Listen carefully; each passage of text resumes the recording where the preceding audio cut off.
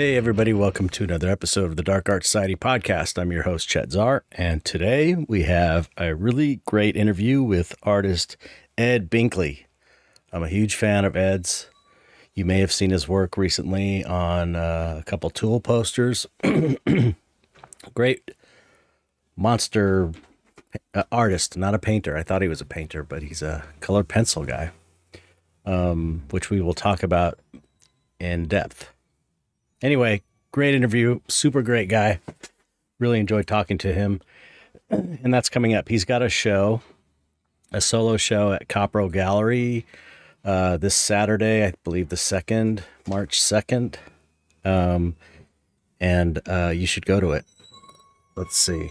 2nd, yeah, March 2nd, 6 p.m. at Copro Gallery in Santa Monica.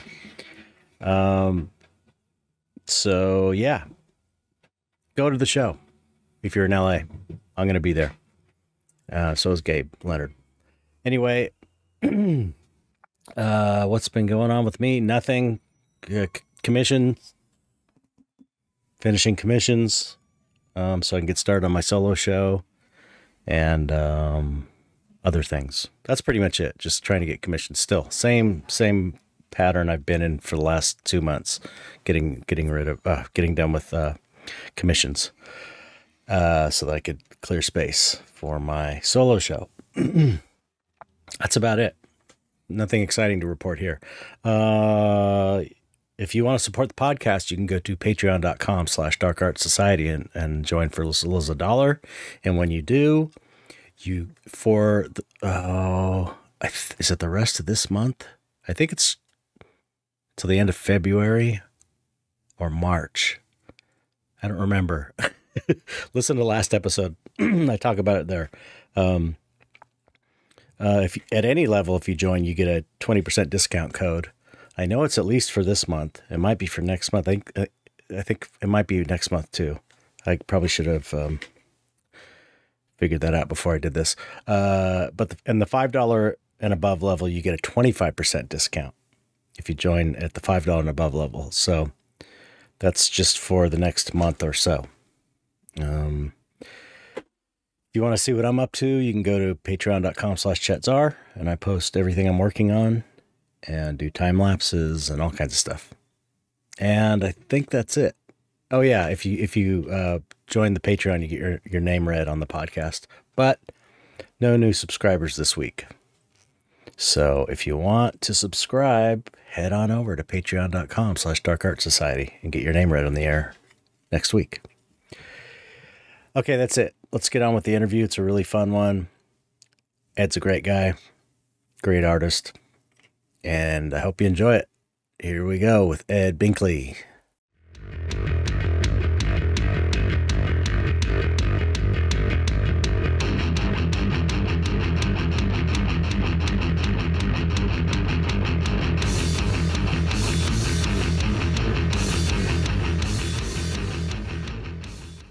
Hello, Ed.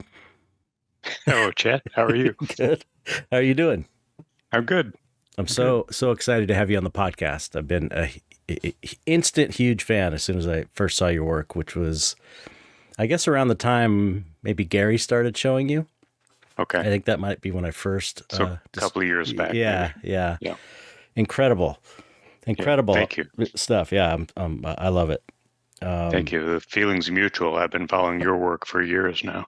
Oh, I appreciate that. Yeah, that's always a litwas bonus. It's nice to hear artists that you like your work. Yeah. You know. Yeah, I was reading a little bit about you as well, and it's interesting that you're colorblind.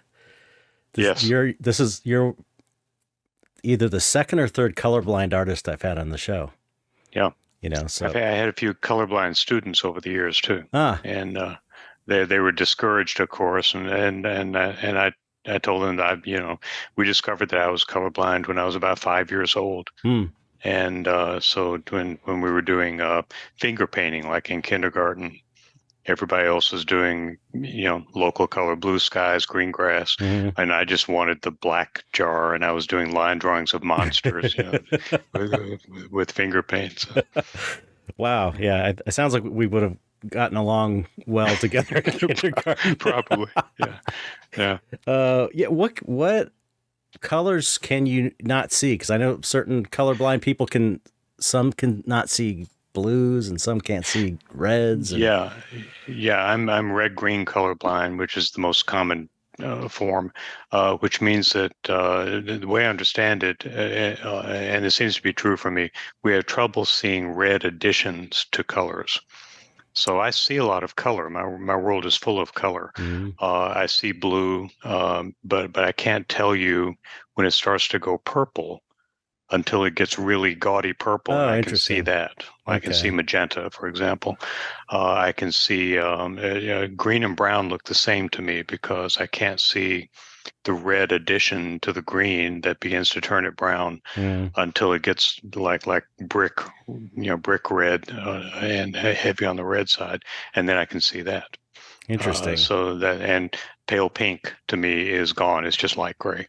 Oh, wow. What a trip. Are there any glasses they don't have any filters or glasses, don't they, that you can look through? There've been several generations of those, and I've tried each one since I was a kid, since I was a teenager.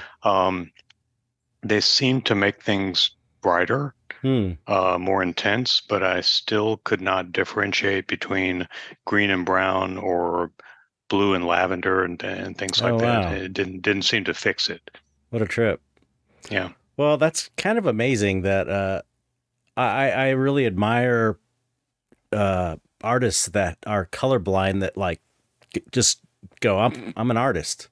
I'm going to do it anyway, because a lot of people I imagine would say, I can't be an artist. I'm colorblind. And that was some students told me that, I don't think I can do this. And I said, well, there are certain things you cannot do. You won't be able to do. And I think it's one of the reasons that I gravitated eventually toward colored pencil, because it says right on the pencil what color it is. Right. And my wife is an artist too, and an excellent colorist. So whenever I do color work, most of my work is monochrome, but whenever I do color work, I know what I want because I took color theory courses in college. So I know what I want psychologically and I know the effect that I want. And then she helps me pick out a palette. Oh, wow. So she'll just give me 8 or 10 or 12 pencils for a particular object, subject within a drawing. And so once I had those pencils, I just stay in my lane and draw. That's great. Yeah. And a lot of, I think, a lot of great artists play to their strengths when they're creating their work. You know what I mean? Sure. I think they all do. Yeah. Yeah. I mean, and avoid their weaknesses. Right. That's the key. That's the key to success, or at least it's, you've got to be a professional artist. There's, I think, so many hurdles to overcome in a lot of ways. And so, any opportunity to overcome those hurdles easily, take them, that's why I look like a bum. Because it's one of the few perks you get for being an artist. Is you can look like a bum and people are like, "Oh, that guy's not homeless; he's an artist." Well, I think being an artist, was it David Bowie who said, being an artist of any kind is an audacious act. Putting your stuff out there, musically or visual arts or whatever, putting your stuff out there and saying, look at this, look at what I did. Is an audacious act to begin with. Right. So we tend to live on the edge of audacity, I guess, in general. So. True. And I do see a lot of younger artists or students kind of being afraid to show their work, and it's difficult to do at first. Yeah. And I always just say you got to do it anyway if you want to make this happen. When I decided to have a career in fine art, I made myself do all these things I didn't want to do, like go to shows by myself and meet the curators and meet patrons, and it was just painful for me because I was so shy, but I just I have to do it. There's just no way of getting out of it. Yeah, you're absolutely right, and I think that's the best advice you could give to a young artist is get your work out there. Go to conventions, for example, and meet people. Ask them about their work. Yeah. And sometimes those artists, the professionals, will offer to take a look at your work. Yep. Take advantage of that. If they offer. It's when you go to a convention or an art opening or a show. I used to tell students, go and talk to the artist, go and introduce yourself and approach them, because chances are if they didn't like to talk to people, they wouldn't be doing a convention. Right. The fact that they're in the convention means that they won't mind questions about their work. Yeah. That's how I got my first job when I was working in the film industry, because I used to work in effects, makeup effects. Yeah. Yep.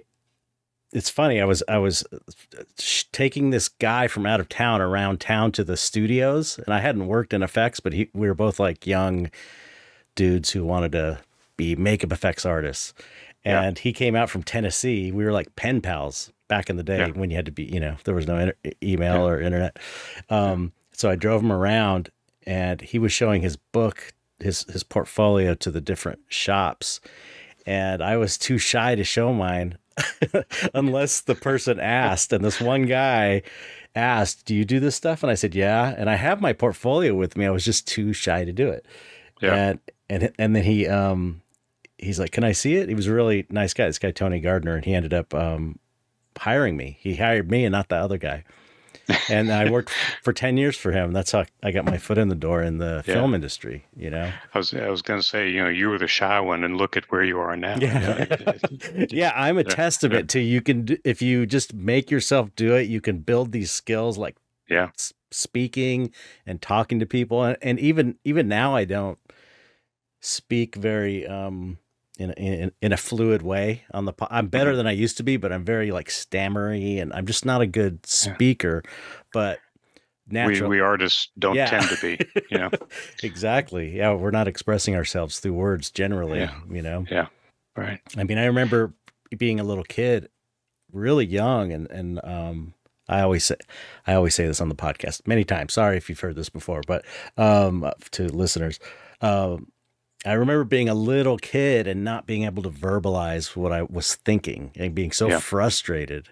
Yeah. So I think I was maybe, I don't know, there's something wrong with me. And so I was not as verbal as other kids. So I was maybe able to get it out through artwork or something, Oh, I grew up. I didn't wonder if something was wrong with me. I just assumed something was wrong with me throughout my whole childhood. I was very quiet.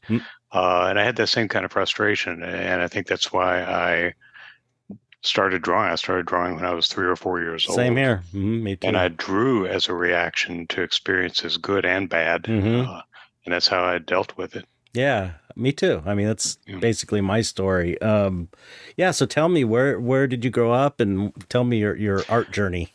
I grew up in Tennessee. In fact, you mentioned your friend from Tennessee. I grew up in Nashville. And I grew up in a family of classical musicians.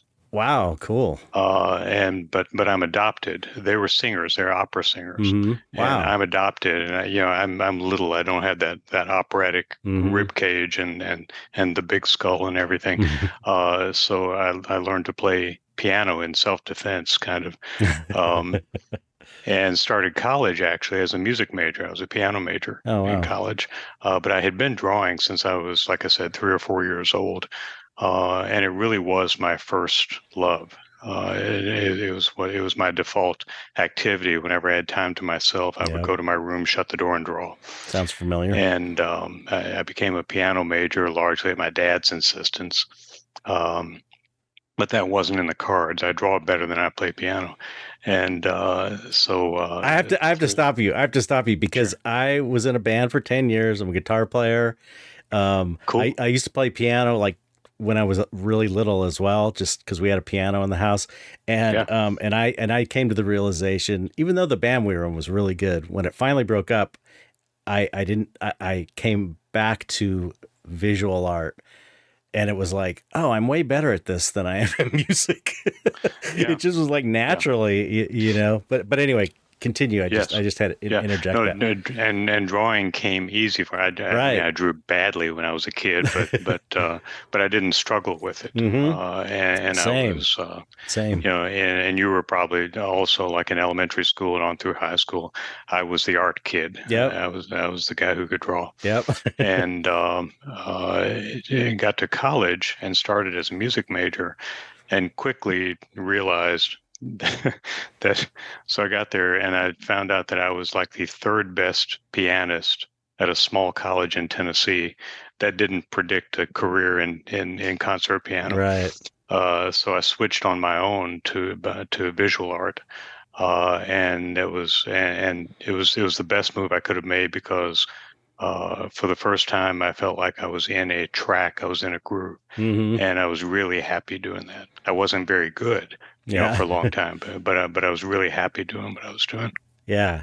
That was the thing with me as well. And when I got into oil painting, I started late, kind of late with painting. Like I was always drawing, and in the effects business, I was a sculptor primarily, but I was also I would design creatures and stuff using Photoshop, and I didn't decide to get out of that until I was 33, and then I started to teach myself to paint in oils. But my stepfather was an oil painter too, so I grew up around it, and I had a little bit of experience.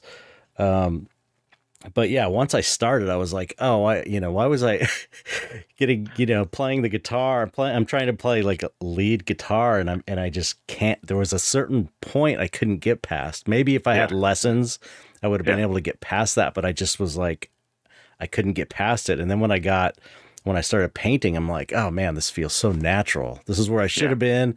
This is the thing I used to dream about in the first grade. Being a painter. It's just so funny, that I kind of took this roundabout way. Yeah, I had a similar experience. When I finally settled into the track that would become my career through teaching and eventually into freelance work. I look back on my music major days, and my reaction was kind of what was I thinking? It's so fun though. I really I enjoyed writing music and playing music. I do kind of miss it, but I just wasn't as good at it as I am. Do you still play? I mean, I pick it up once in a while, but you know how it is.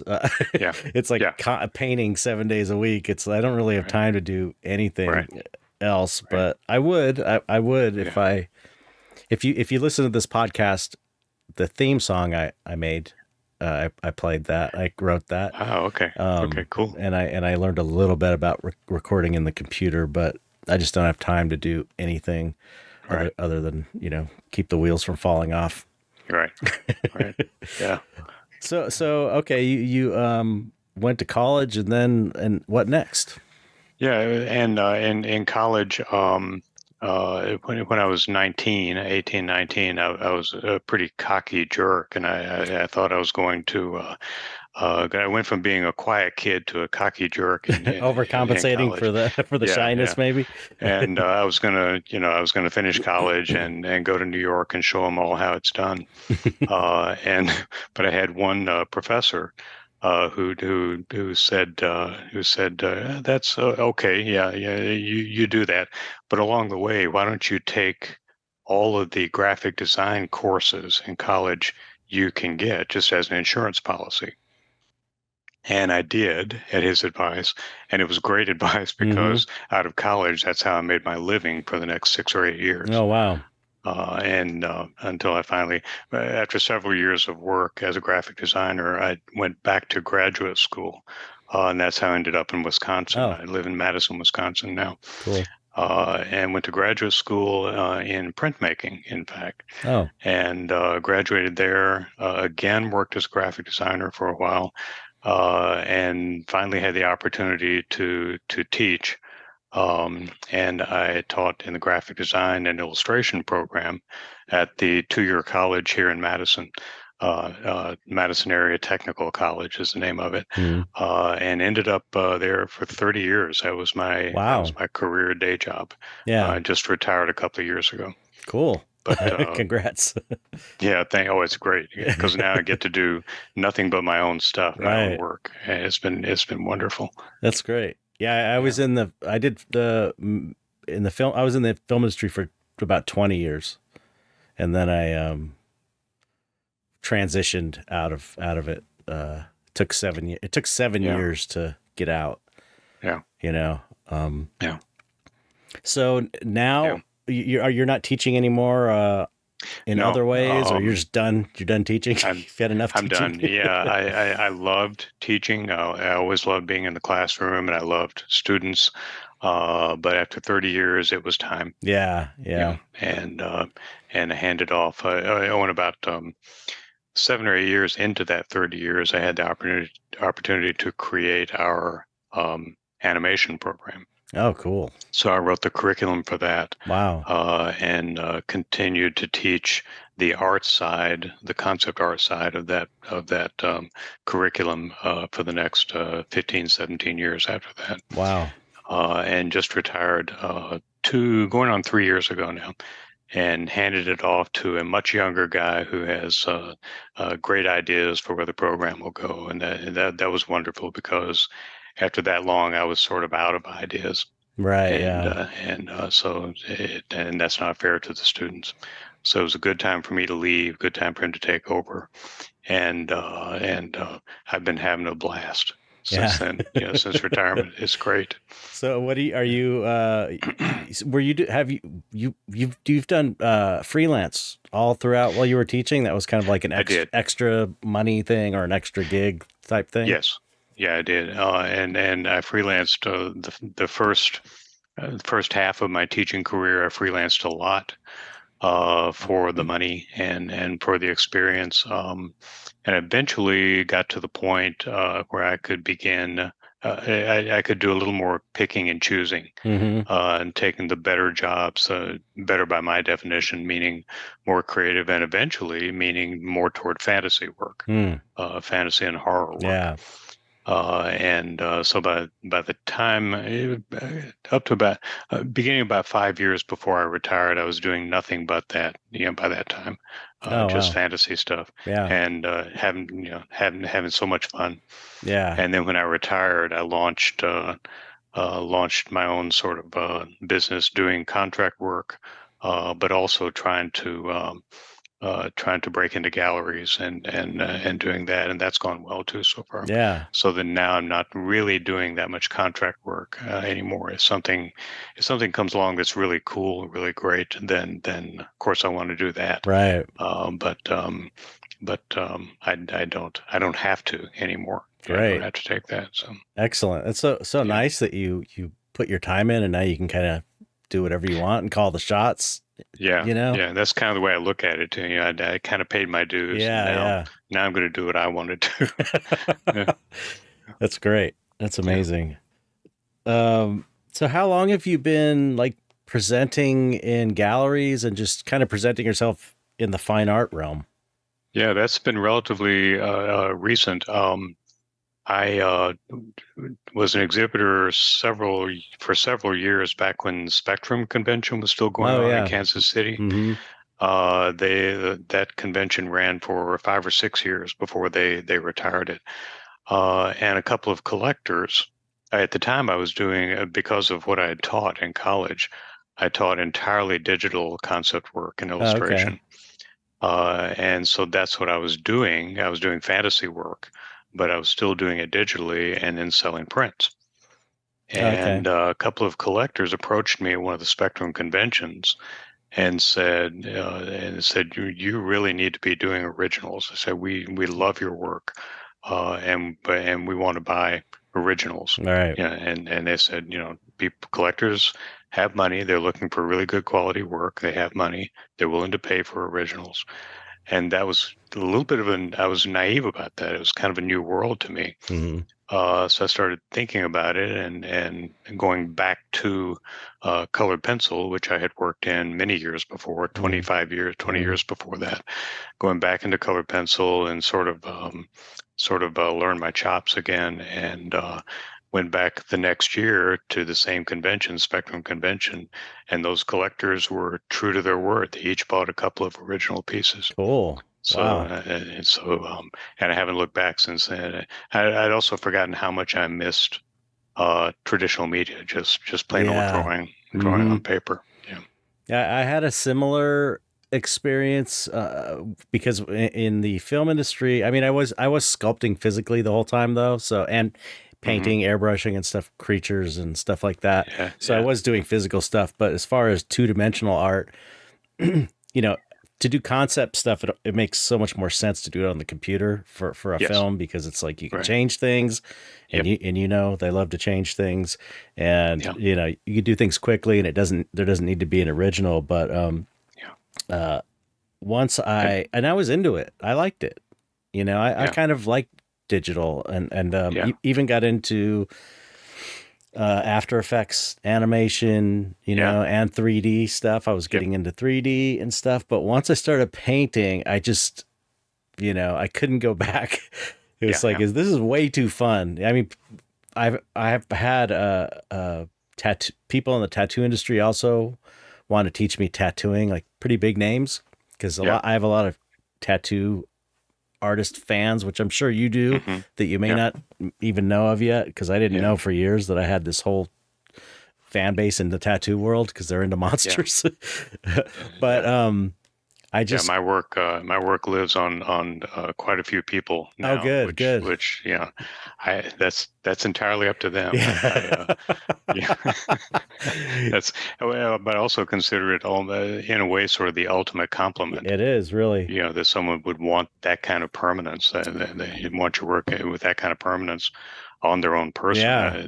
That was shocking to me at first, but then I felt quite touched by that. Yeah. It's an honor for sure. Yeah. But yeah, I was thinking about getting into tattooing, and I just could not imagine anything being as fun as oil painting. And I tried it. I tried tattooing, and it's like, this is just, oil painting satisfies me so much that I just can't. It's perfect. I don't need to do anything else. I need to figure out how to make this work to make money so I can keep doing it, because it's so much fun. You know? Yeah. I had that same kind of experience when I went back to drawing from digital. I love Photoshop. I still love Photoshop. Yeah, me too. And I love digital drawing and painting. And we taught that in the animation program because concept artists need to be able to make multiple changes, rapid changes, rapid variations on a single idea. But when I finally got back to traditional drawing, it it was another of those, what was I thinking moments in my life. But I know why I did stuff digitally. Right. But I fell in love with drawing, just plain old media on paper all over again. Yeah. And it's still my my favorite work activity. It's wonderful. Yeah, I think it's so cool that you use colored pencils, because for one thing, I thought for sure your stuff was paintings. I thought they're oil paintings. Thank you. Thank you. I actually try to get some aspects of the look of painting, and by the way, I can't paint, because of my color blindness. And the world will never see those attempts either. They're long gone. But I have good friends here in Madison who are painters, mostly plein air landscape painters, and listening to them talk about the concerns that painters have, like edge control and warm versus cool. It fascinates me, and so I try to work that into my color pencil drawings. I'm very aware of the kinds of edges I create, Mm-hmm. and very aware of creating focal areas versus support areas and that sort of thing. So listening to those painters, listening to people like you, um, has a lot to do with the concerns that I have when I actually draw with a sharpened pencil. Yeah. Well, I was gonna say, it's also really cool because you there's not a lot of colored pencil fine artists out there. I mean, they Hmm. exist, but it's not as many people that are painting in oils or acrylics even. And Hmm. and Hmm. and I fell in love with colored pencils, Prismacolor back Yeah. Yep. in, let me see. I took a class. My dad knew a guy that was an illustrator, and he taught a class. It was at like this community college. It must have been 1985 or 86, and it was colored Okay. pencil, and we had to make uh, using this guy's technique, make like this rose, a picture of a rose. So I Hmm. got my picture of my rose, and I used his technique, and it looked like an oil painting. It was Yep. incredible, Yeah. and it's. I've always wanted to kind of go back to it because I still have that painting, and I remember thinking, I can't believe that colored pencils look like this, because you're used to seeing most people do colored pencils and they're not like saturating it all the way. And this Yes. guy was like, he had this technique. I wish I could remember his name, where he would kind of do circular motions and build the color up and Yep. use like lighter colors on top to get that kind of opacity and Yep. kind of blend the colors with white, I think, or Yes. blend the, Yes. kind of using the pencils to blend the colors together. And they Yep. made them look opaque, and they looked just like oil paint, I thought. Yeah. Yeah. And so, ever since Well, when you I was in love with color pencil. and when you did that, when you worked in color pencil, obviously you were taking your painting sensibilities to that medium, Yeah, but this is and that's before I why. even knew how to paint, though. Oh, so, His that's what I was saying, is his method was like painterly. It was the way okay. he built he had you follow a very specific method, or methodology, and it really it was all about like, no, there was no, when when you draw with colored pencil over a textured surface, there will be areas where the pencil's not getting in, Yeah. little speckle, and it kind of look, everybody who's Right. listening knows what I'm talking about. Yeah. But if you like Yeah. build it up, his technique was like, you fill that in and you would just build it up and make the colored pencil totally opaque, and it just had this really rich, beautiful Yeah. feeling to it, and it Yeah. looked Kind of just like like painting.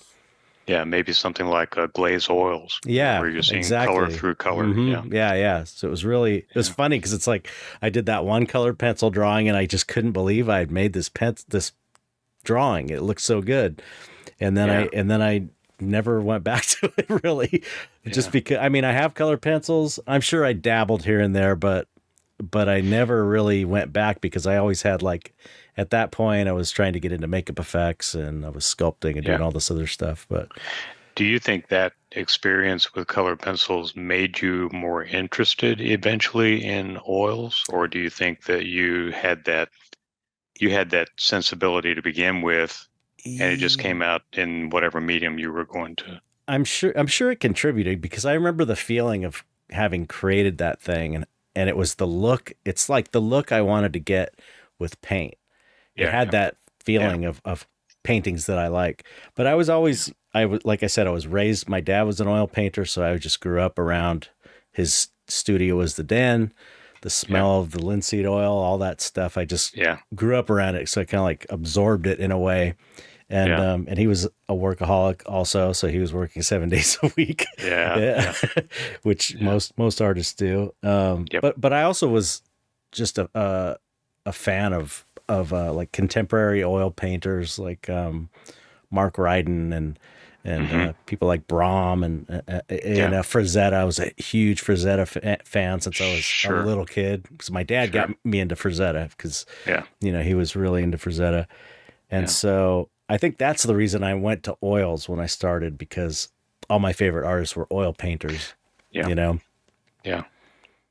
that's wonderful. That's wonderful. So yeah, and it was just.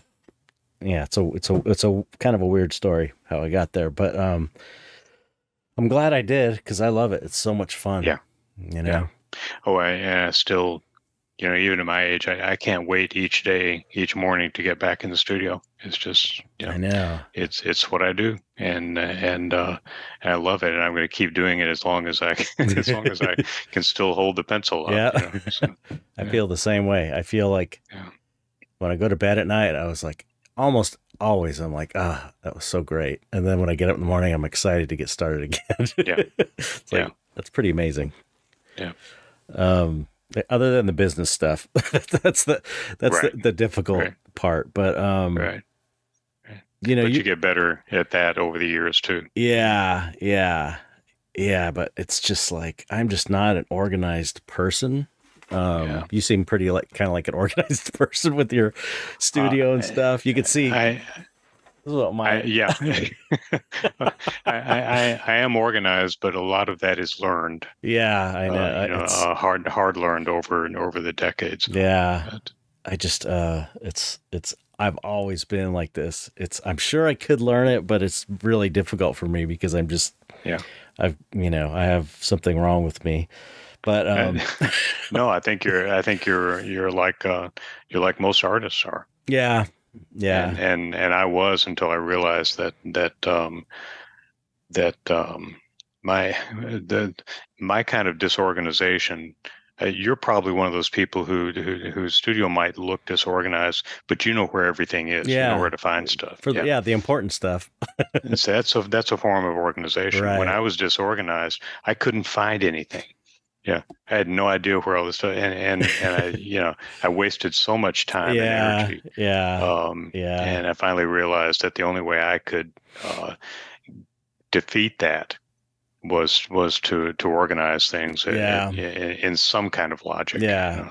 I try. It's just weird for me when I'm painting for a show. It gets like I've got my palette, I've got my paints organized, I've got my brushes organized, but when I paint for a show, it just becomes total chaos, because I feel like I usually end up painting it in a short amount of time, because it's hard, because I don't have any backup. It's like I'm making money every month and paying my bills from my artwork, so I don't have a pension or anything, or, and so I'm constantly having to work, right? Which is fine. I'm here for it. But so usually I'll end up, my deadline will get pushed. Like when I start for my solo show, like I wanted to start, I have a show at Copro in October. I wanted to start in January. And I still haven't started. It's at the end of February, and it's going to go later and later. And usually, what has happened over the past like 10 years, every year when I do a solo show, once I hit the 3-month part, I'm just like the point. I'm just like, I have to start, and then I just crank for 3 months. But now that I'm older, I can't do it like I used to. I used to do the all-nighters but anyway, what I was going to say was, when I paint, I stay so focused on the painting, that everything around me is just a chaotic mess of, it's almost like the process for me of creation is just chaotic and messy, but I'm able to get pieces that I'm happy with out of that, Yeah, but I think in that way you are more typical of artists. In that everything, and what you call chaos is all of this other supportive stuff that is feeding into what you're focused on right in front of you. And everything kind of it's kind of like a funnel. Everything's funneling into that, eventually the canvas, through your mind and onto the canvas. But all that stuff out there that looks like chaos is actually support material, so to speak, for what's coming out on the canvas. And I've known a lot of artists like that. I can't do that because what looks like chaos in my studio really is chaos, and I had no idea where what's going on out there, where stuff is. I understand. So, tell me about you. How did you decide to go with the monsters for your gallery work? Because oh boy, it's I've been pushing for this thing for, I don't know, 6 years we've had this podcast, but ever since I started, like in 2000 is when I said I'm going to be a painter. I'm going to teach myself to paint. Around 2005, I started showing with Copro and some smaller galleries. And I've always been very like focused on being a monster guy and doing this kind of dark stuff and sort of trying to champion it because it's this sort of marginalized form of art in a way and not taken seriously. And but when it's so many of the artists, you're a great example of someone doing just like the highest level work, but we're using monsters as subjects. And my point is like, okay, why is a bowl of fruit acceptable if you paint it, but a monster isn't? If you're painting it as beautifully and it's as well composed and you're doing everything right, there shouldn't be a difference other than taste. But because we're doing this monster stuff, a lot of people just kind of don't take it seriously. So anyway, I've always, it's been my mission with this podcast to try and like legitimize this kind of artwork. And so I'm curious how you decided on that, because you could do all kinds of different work. I've seen your work. You do like more lighter fantasy stuff, a little more like my dad used to do, but you're also doing how did you choose? How did you? The monsters throughout my life have sort of come and gone periodically. So I don't know if it was a deliberate decision. Maybe lately, meaning the last 5 years, it was a deliberate decision. But largely because I miss them, and I think maybe what it comes down to is that fascination, that sensibility, whatever you want to call it, has been in me and in you probably since we were little kids. Definitely. Yeah. I've always been into monsters. Yeah, I was too. When I was 3 or 4. At the time, it was dinosaurs. But those are monsters. Yeah, but then, excuse me, I got to know, monster movies and later on monster literature, and then art when I could find it, fantasy and horror art when I could find it. But it always appealed to me, and I think it's because, and here's my justification for doing it, it was there all along in me, and I really ultimately had no choice. Yeah, I could suppress it. I could decide it wasn't legitimate or whatever, but it wouldn't let me permanently let go of it or permanently turn my back on it, and I eventually had to come back around to it. I love that. And over, of course, over decades, as we grow up, your interest gets more sophisticated, and I began looking into writings and treatises on what makes horror literature, why it's appealing, etc. But I never let go of that fascination. That's been there since as long as I can remember, since my earliest memories. Same here. Yeah, I used to really disturb my mother when I was a kid.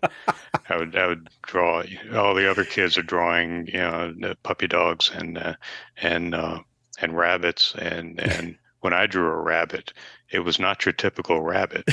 And my mother, when I was a kid, it wasn't a thing to send your kid to therapy, but I think she would have Right.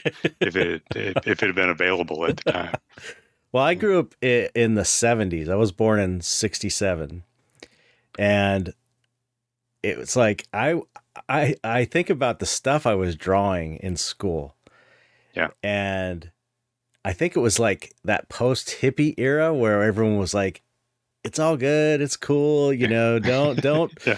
like the kind of the opposite of my parents' generation, which was more controlling and like conformist, and so that the hippies kind of rebelled against that, and so everyone was okay with me drawing that stuff. I look back on that, and my mom was also really cool in that way. Like, she understood, even though I did scare her, by walking in a room with my finger cut off, fake finger cut off, because I was doing, I was learning magic tricks and and learning how to do all these make fake blood and stuff like that. I never thought of that. That would have been good. That would have been fun. I used to just hide things around the house. I was kind of a practical joker. I think it was like a combination of, magic tricks, learning magic tricks, and monsters that kind of got me into, and loving movies got me into makeup effects and creature effects, Yeah. Oh, me too. When I was a little kid, meaning 4 or 5 years old, my entire week was organized around Saturday mornings when I could watch the old, because the local TV station there every Saturday morning at 10 o'clock showed one of the old Johnny Weissmuller Tarzan movies. Oh yeah, yeah. And my whole week revolved around that. And if I had to miss one, it was traumatic. Then I needed therapy. But those old movies were my first introduction really to horror, because parts of those, I don't know if you remember the one with the giant spider, like the car-sized spider. Yeah. Parts of those were very scary for a 4 or 5-year-old. Yeah. And I was thrilled by that, and later, of course, got into genuine horror movies. But that was big part of my childhood, big part of my psyche and my childhood. Yeah. I've done a lot of analysis wondering why I like this stuff, because as it seems like you're a really nice guy, gentle, nice person. You would think so, wouldn't you? I'm like that. I'm very nice. All the artists that come on that are kind of doing dark stuff, all of them, I say this over and over on the podcast, they're all super nice. They're very kind. Lots of animal lovers, very, just like nice people. And so I've thought about it a lot. And I did have I grew up in a kind of traumatic, my parents got divorced when I was about 5. My brother and sister did not get along, and like they were seriously fighting, like fist fights and throwing.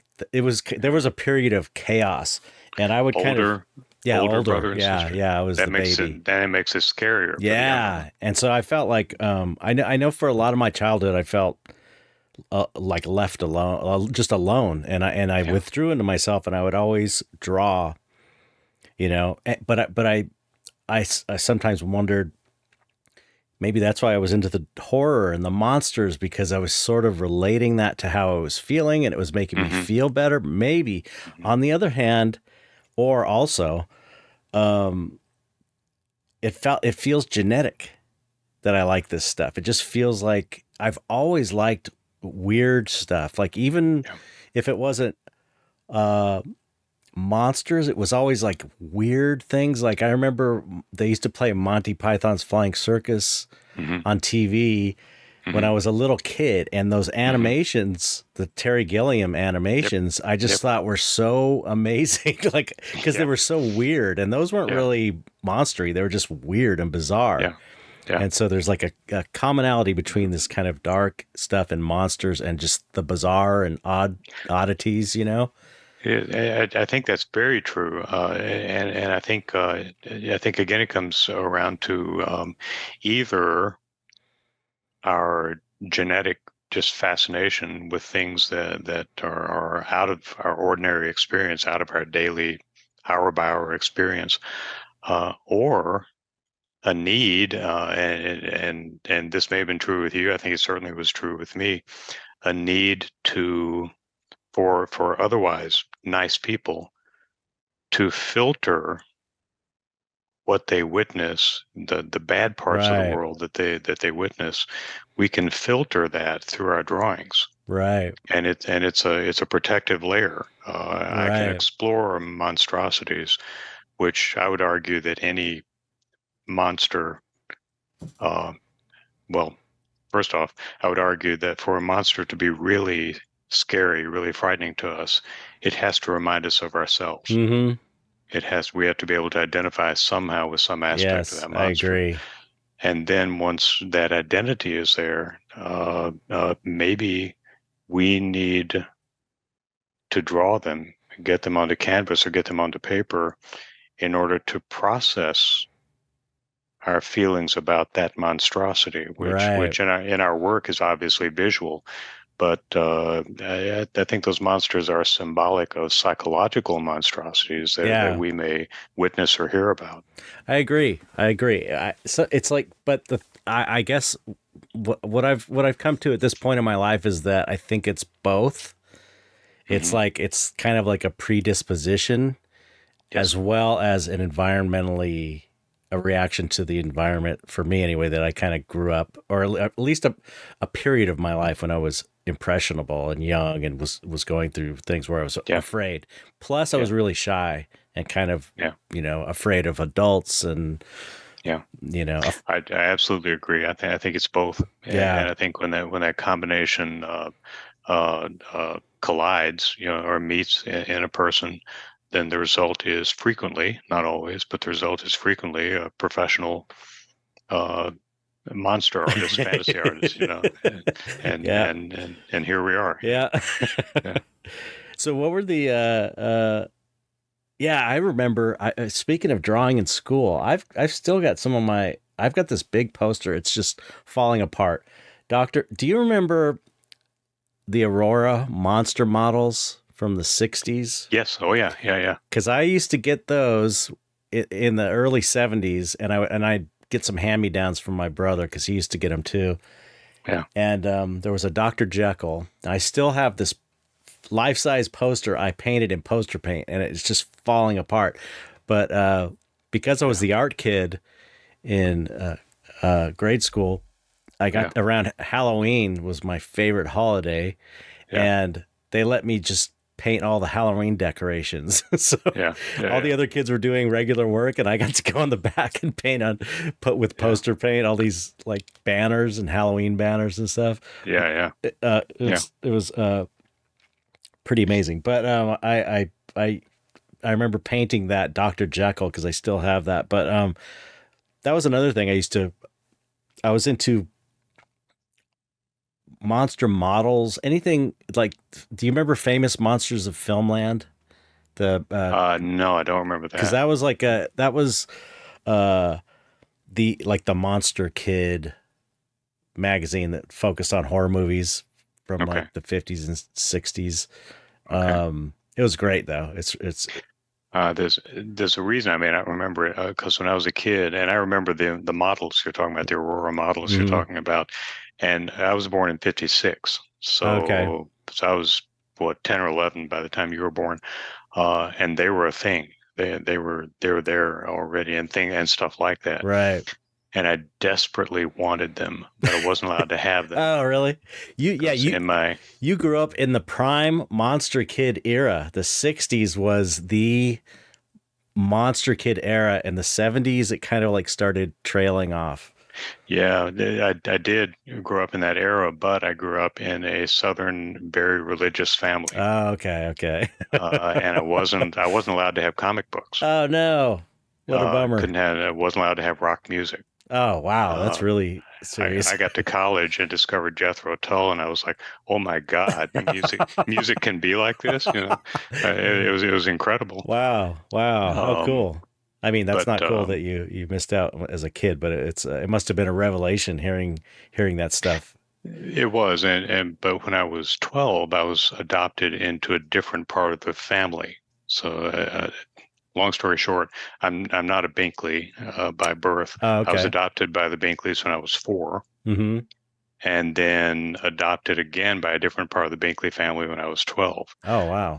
That teenage family were the classical musicians, and Oh, okay. so my world opened up substantially then. Wow. But still, rock music was frowned upon. It wasn't Yeah. forbidden, but it was Right. frowned upon. And horror art was something from my childhood. I kind of skipped over it in my teen years, Hmm. and then returned to it in college and after that. Okay. What was there? Were there any horror films or horror monsters that you really liked when you were a kid? Oh, lots. Because I was a Frankenstein guy. Yeah, Frankenstein, yeah, he's my favorite of all the monsters, yeah, especially the yeah. Universal monsters. That I had a religious experience of sorts, and the first time I saw Creature of the Black Lagoon, Yeah.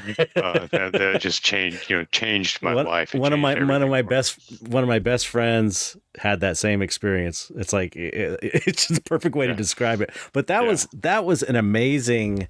I mean, I think the Frankenstein's monster was kind of a fluke that it looked so cool because of Boris Hmm. Karloff's face. Because I mean, I know that I'm a movie nerd, so I know that he took his bridge out. He had a bridge, like a denture bridge, Dental and bridge. yeah, Huh. dental bridge, and he took that out, and that made his face sink in. Oh wow, I So didn't it's know like that. if you look at, there's a really sunken inside of his face to Yeah, make the character better. So it's like yeah, and the idea of the flat top doesn't make sense, but it seems like it came together in a way that was sort of yeah, magical to me, and it just looks cool. yeah. But the creature is a seriously amazing design. Even now, Yes, if you look at yes, it, it's beautifully designed, and it was designed by yeah. a woman. Did you know that? No, I didn't. It was, Oh, that's cool. yeah. It was like, I think it was like she was the designer, and I think the sculptor and the male heads of the department at Universal took the credit for it. Yeah. Yeah. Well, see, that's what I always understood, or I guess maybe I assumed that Karloff himself just designed it. Oh, no. But that's cool to find out. No, it was Jack Pierce. Like I'm a makeup nerd. Like Yeah. this Jack Pierce, he did um, the Wolfman, and he didn't do the Creature, but he did. Uh, he was weird. He did what's known as like these build up makeups, like they used to do in the old days, to where they would build up wax every day. They'd have to build Yeah. it up, Yeah. and there a certain period, I think in the 40s, they started sculpting prosthetics and making molds and running this new material called foam latex and gluing these prosthetics on, so you kind of have more control in the sculpture. And he kind of went out of favor after that because Uh-huh. he was like, I'm the build up guy. I'm not going to learn this new technology. A little bit of Yeah. nerdy Wow. makeup history Wow. for you. Wow. I'm a super movie nerd, Wow. especially when it No, comes I to think horror that's movies. great. I discovered recently, to my shock and delight, that remember, who's the actress who played the Bride of Frankenstein? Oh, Elsa Uh, Manchester, Lan, Lanchester, Lancaster, yeah. Um, that she was much later, who I loved. I also loved, her look Oh yeah, in that movie. Just tremendous, iconic makeup and hair. And only just realized recently that she was in Mary Poppins. She was one of the suffragettes oh in the movie yeah. Mary Poppins. She Much she older, obviously, but she, she go was back in, and watch. yeah. Go back and watch Mary Poppins again. It's fun to see her She in was that in role. a bunch of stuff. She was in. I'm trying to find this. I think it's Millicent Patrick is the name of the. Let me see. I have to know now. the forgotten woman who designed the creature from the Black Lagoon. Okay. Millicent Patrick. Yes. There's a book that came out about her recently, The Lady from the Black Lagoon. Wow. Yeah, interesting, huh? That is great. She was also in... Did you ever watch The Night Gallery? You remember Night Gallery? Yeah, Rod Serling. Yeah. Do you remember the episode with the lady that called Green Fingers? I don't remember it by title. She plants. She does these.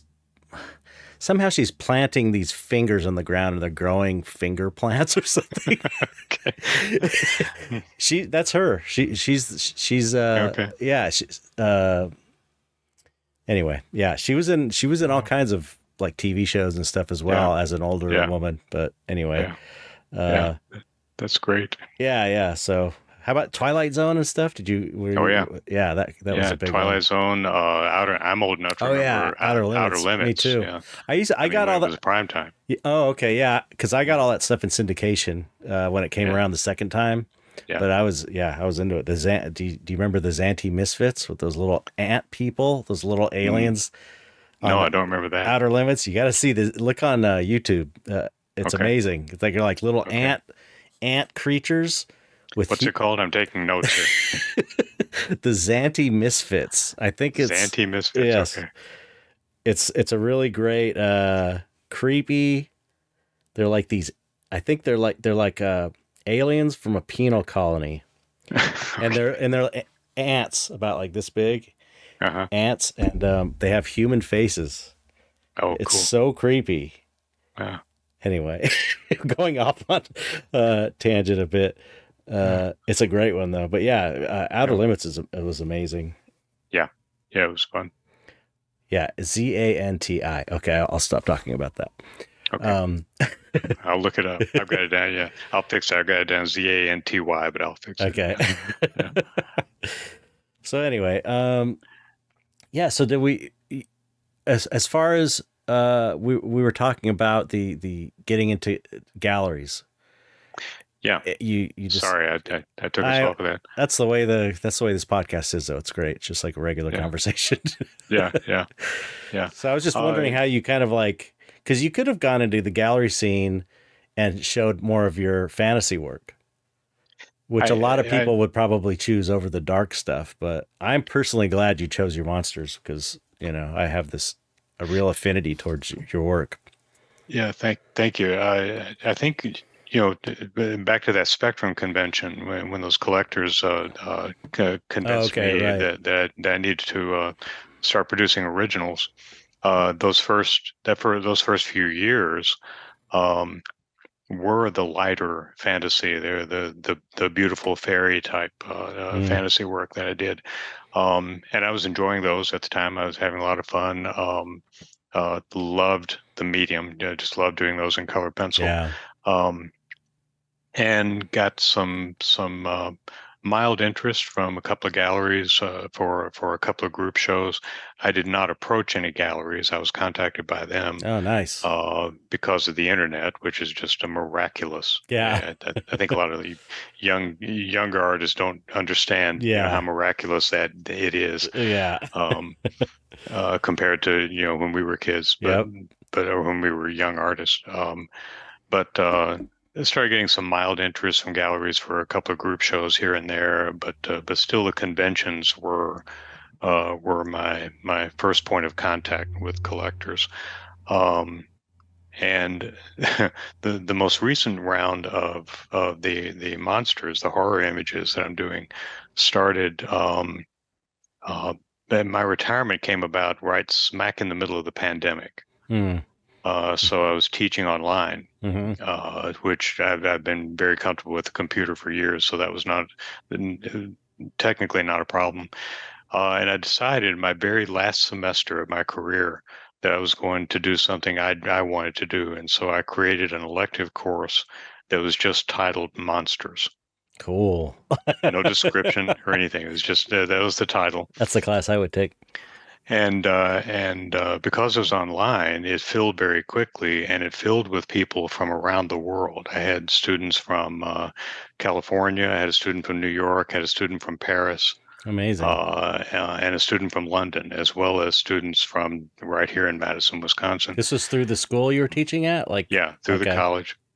But I was chairing the program, and I got to create the curriculum. And it's my last semester, so I just thought, by God, I'm gonna have fun with this. And so I taught a monsters course, and we had a wonderful time. And I was showing them the color pencil technique, several different approaches to generating monsters, to creating monsters, and that's where the last round sort of came from. And to my great surprise, but I am working back around to the gallery thing.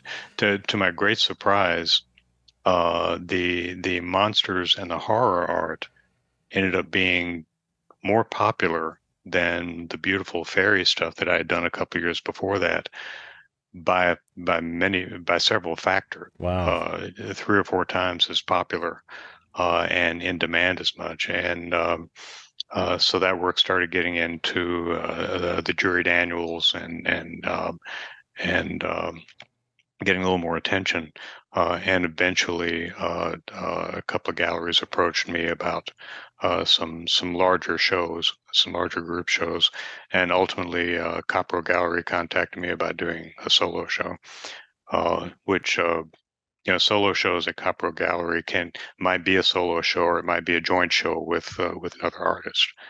And several years ago, I had the privilege of doing a joint show with Alan Williams, Oh, who's also one of my art heroes. Yeah, he's amazing. He's been on the podcast too.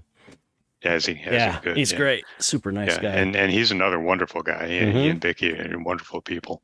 Really, yeah. And so that's kind of been my gallery story. And I've been in other group shows, like at the Haven Gallery and places like that. And I had a solo show at the Boehner Gallery in Australia. Oh, cool. Years ago too. Okay, yeah. That also was during the pandemic. So yeah, that's great. That's great. I'm so glad to see you showing it at Copro, especially. But I mean, thanks. I've been working with Boehner for a long time too. Have you? Yeah, they're great. Yeah. Internationally shown now here in show in Australia. Yeah, it's pretty cool. Yeah, it's been great, and my gallery career, quote, it has been recent and very late. Just literally in the last maybe 6 or 7 years. Total. Yeah, that's great. Yeah, I'm glad. I'm glad. Well, your stuff's so good. Anyone would be crazy not to show it, especially a gallery like Copro. You're perfect, because they show my stuff, and they show a lot of weird kind of and art. They're so good at advice too. They give me a lot of guidance. That's what happened with me. Gary is Copro, and Gary's the first. He was the first person that started buying my work and gave me a solo show, and he was gave me advice throughout my early career when I didn't know what I was doing. And I have to say, after 20 years, he's never done anything dishonest or underhanded. Oh, no. Super cool guy. Totally trustworthy. I trust him fully, and that's been my experience too. Yeah, so it's good. It's good that you got hooked up with him, because not a lot, but there are people out there that in the art world that are not like Gary and Erica. Sure, and I was nervous about it too. Because, you don't know. Because I didn't know the gallery world at all. So I thought, well, I'm just gonna take a deep breath and trust him, and it worked. It's worked out really well. It's worked out very nicely. Yeah, I'll mention. I'll record an intro to this episode, and I will mention the show also. But we didn't mention the show. We should mention the show. You have a solo show coming up. Okay, opening this Saturday. This Saturday. The 2nd, 6 p.m. at Copro Gallery. Yes, in Santa Monica. So. I'll be there. Good. I'm bringing. Wonderful. Yeah, me and Gabe Leonard are coming. Gabe Leonard. I don't know if you. I'll send you a link to his work. He's a really great painter. Yeah, I know his work. I've never met him. Oh, okay, yeah, So, yeah, yeah, yeah. Me and him, I think, are gonna ride the train out there because yeah. Cool. we've got a train in L.A. now, and I never have ridden it really. Wonderful. Yeah. Wonderful. So everybody if you're in LA, a lot of people, most of our listeners are actually in the LA area, according to the stats on on the SoundCloud. So if you're listening to this airs Wednesday, Saturday, what date is that? The Saturday the 2nd. The 2nd. Saturday the 2nd is the opening. Right. And if you can't make it to the opening, you got to see you can come later and see the show too. But yeah, I can't wait to see what you've got for the show. It's going to be amazing. Yeah, thanks. It's been fun, and again, Gary's been great. Helping me prepare. Everything for it. So. Yeah, he's awesome. Yeah, and I saw that you had some Tool posters. I did. It's also so cool. Well, thank you. That means a lot coming from you, because you're like the Tool poster veteran. I've done a few, but no, it's that's been a wonderful experience. 2 posters, Atlanta and Corpus Christi on their current tour, and the response to those has just been, you know how that goes. The response has been overwhelming. Yeah. Literally at times, I had a backlog of prints that took me a lot of late nights to get through and get them shipped out. Yeah. But it's been fantastic, and they're such wonderful people to work with too. Oh yeah. Yeah, and Tool fans are also very like hardcore. Yeah. Loyal. Yeah. I'm learning that now. Yeah, they're really amazing bunch of people. Yeah. Yeah, and invariably all very nice people. Yeah, absolutely. I've had great experiences with them. Yeah, I think it's great that you're kind of your work in the gallery scene is kind of on this fast track. Mm-hmm. It's like faster than normal, I think. Yeah, it's right now it's as much as I can keep up with. So that's it's which is nice. If you're an artist, that's the problem you want. That's the problem you want to have, so. Yeah. But again, I think it speaks to the quality of your work. When you do, there's a lot of artists listen to this podcast. A lot of up and coming artists or people that want to be artists listen to the podcast, and I talk a lot about the hard work. You really have to do the legwork, the networking, and all that stuff. But ultimately, if the work is really good, as yours is, it doesn't have to. It doesn't. People recognize quality, and they will. Any decent gallery will, if your work's good enough, will give you a show. Yeah. Thank you. Thank you. I think that's a testament to how amazing your stuff is. This dog. Could you hold on 1 second? Thank you. Can you hear my dog barking? No. Oh, okay. Maybe nobody hears it. I'll just leave him. It's a little pug barking at the trash garbage truck outside. No, I didn't hear it here. Okay. Maybe it's not coming through, so I won't stop.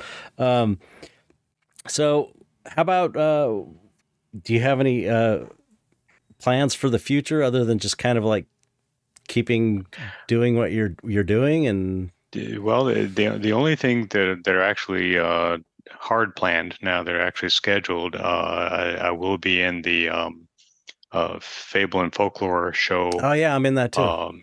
Good. Yeah. At Copro, Yep. Sponsored by Beautiful Bizarre magazine. That's in April, is it?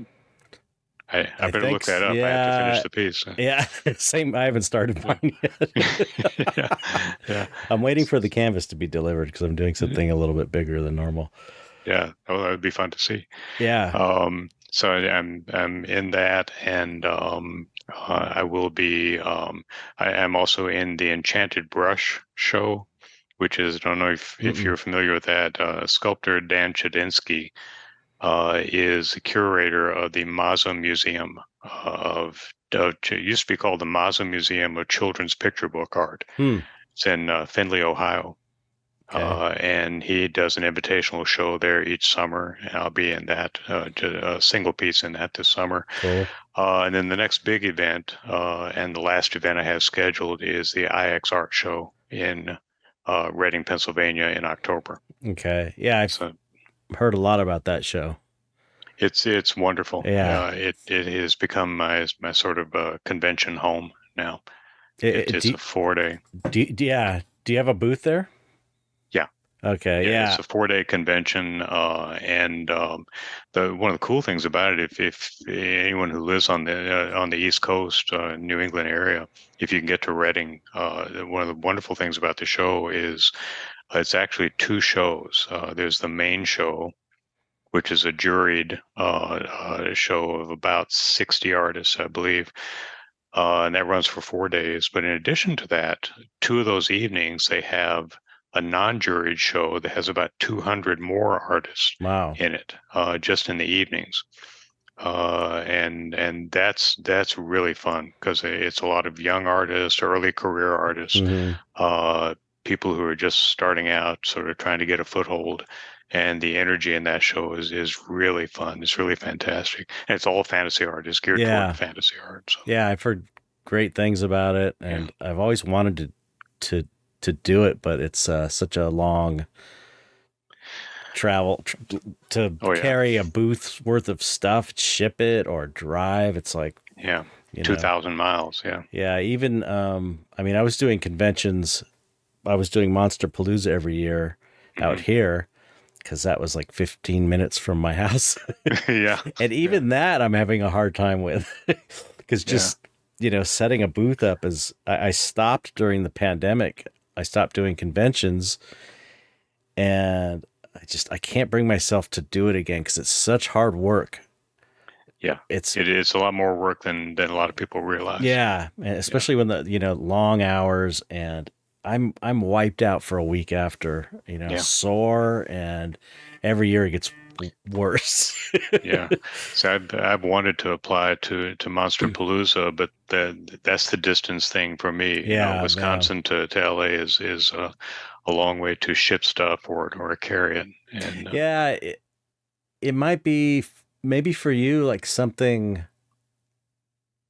I don't know, if you could find something simple, like only like a certain amount of prints in a certain yeah, size that you can kind of carry on or right, put in a suitcase maybe, but right, it's one of those things where when at conventions you want to like make as much money as possible because you have all these people there that are right, wanting to spend money on this kind of art, so right. you want to stack it full.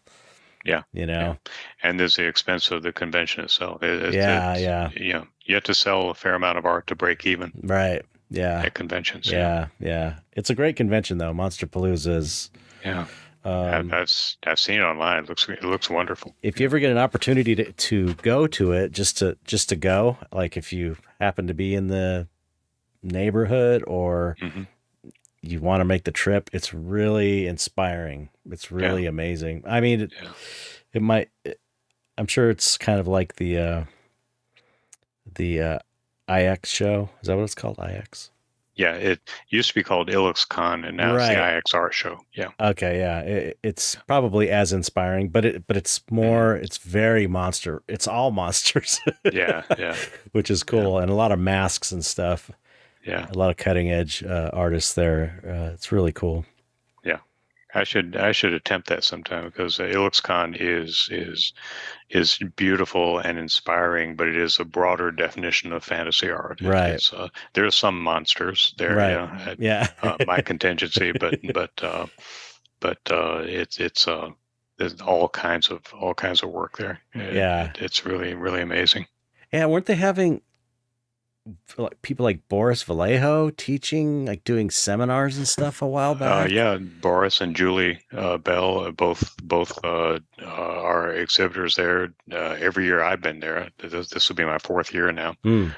They're both there, and yeah, it's some very big names in fantasy art, and the venue itself is fascinating too. It's in the old Goggle Works factory in Reading, Pennsylvania. They make goggles for World War II. Oh, how cool. And so it's this old 5-story brick building that still looks like an old factory, but it's been converted to an art space. That sounds amazing. Yeah, it's really cool. Yeah, I should go out one time just to go. Yeah. Yeah.